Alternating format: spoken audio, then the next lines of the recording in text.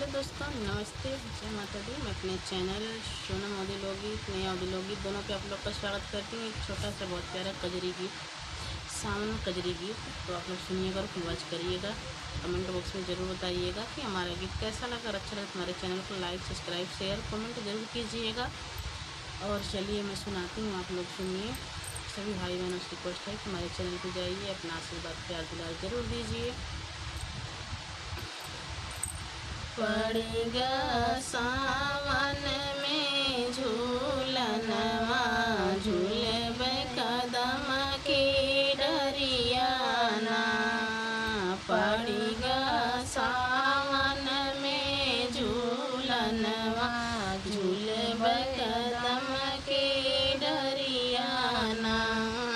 नंद बहू जही मिले झूलन लागे, नंद बहू जाई मिले झूलन लागे।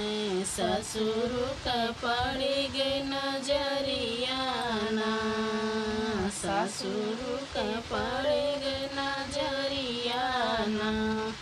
झट से काढ़ूं मैं घूंघटवा, झूलब कदम की डरियाना। झट से काढ़वई मैं घूंघटवा, झूलब कदम के डरियाना।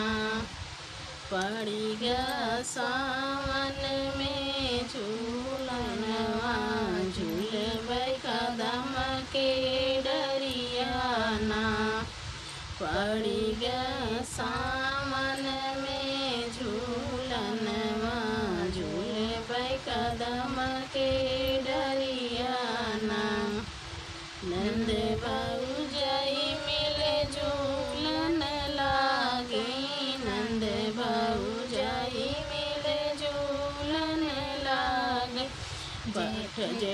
जेठवा के पड़ी गए नजरियाना, जेठवा के पड़ी गए नजरियाना।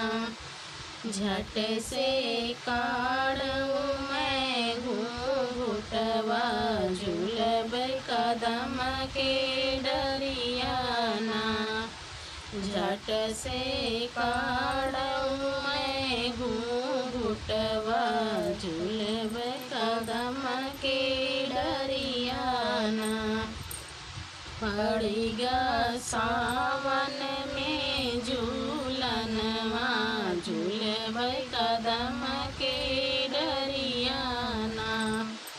पड़ी गया सावन में झूलनवा, झूलब कदम के डरियाना।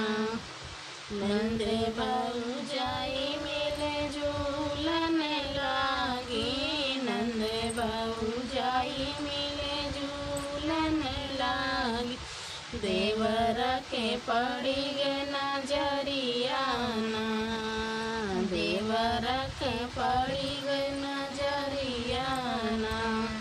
झट से खोले मैं घूंघटवा, झूलब कदम के डरियाना।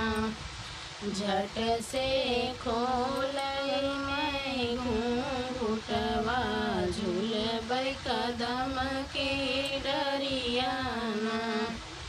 पड़ी गया सावन में झूलनवा, झूलब कदम के डरियाना। पड़ी गया सावन में झूलनवा, झूलब कदम के डरियाना। नंद बहू जाई मिले झूलन लागी, नंद बहू जाई मिले झूलन लागी। पड़ी गई पियवा कही नजरिया, पड़ी गई पियवा कही नजरिया। झट से फेंक सिर से चुनरिया, कदम के डरियाना। झट से फेंके चुनरिया झूलबई कदम के डरियाना। पड़ी गया सावन में झूलनवा झूलबई कदम के डरियाना। पड़ी गया सावन में झूलनवा झूलबई कदम के